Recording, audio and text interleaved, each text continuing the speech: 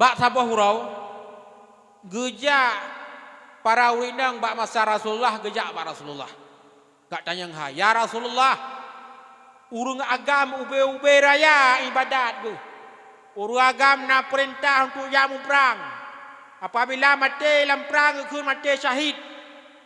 Urung yang mati syahid hana azab kubur, hana fitnah kubur, tamang dalam surga hana hisab. Urung agam na perintah untuk jak Jumaat. Jumaatnya haji urung fakir, haji urung miskin. Kamu urinang ya Rasulullah pu mempubuat. Bergeseot le Nabi mi, hai urung inang, tak taat le kata kepada lako kata, gebi pahala le Allah, lagi kagebi kepada lako kata. Menyamanan suami-suami itu ladang beramalnya istri.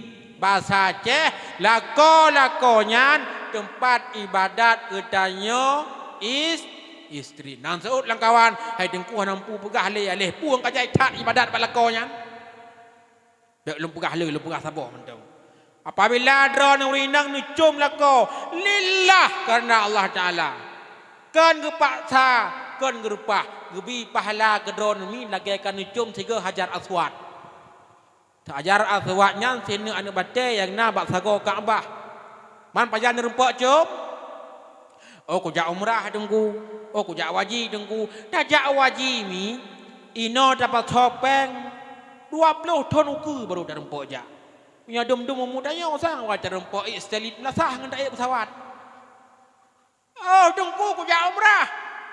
Dah jak umrah mi dapat topeng 25 juta. 22 juta. 25 juta. 12 euro tanya di tanah haram. 6 euro di Mekah, 6 euro di Madinah. Ketika tak tawaf ibnih Kaabah, hantro-tro tanya Mbak Hajar Aswad. Bahkan bertanya urang Asia. Urang Asia, urang ji ubi-ubi. Awak Afrika hai mi nyan tuot i sadeng ngelung. Nyaman tok ngantuk ada wakyan bat tawakal bat tawaf. Terdua tu hana dah le. Man pat kamu minta pahala dengku nyan batai rumah nincok ju. Ai dengku ilong hana le batai dengku. Hana le batai ni minta lah en. Hai dengku batai long hana aswad. Hana aswad hana mdaleh dak mirah je cit. Nyan gebi pahala le Allah. Lagaikan cum siga Hajar Aswad nyan ban mebi pahala oleh Allah kepada urung drone urung inang.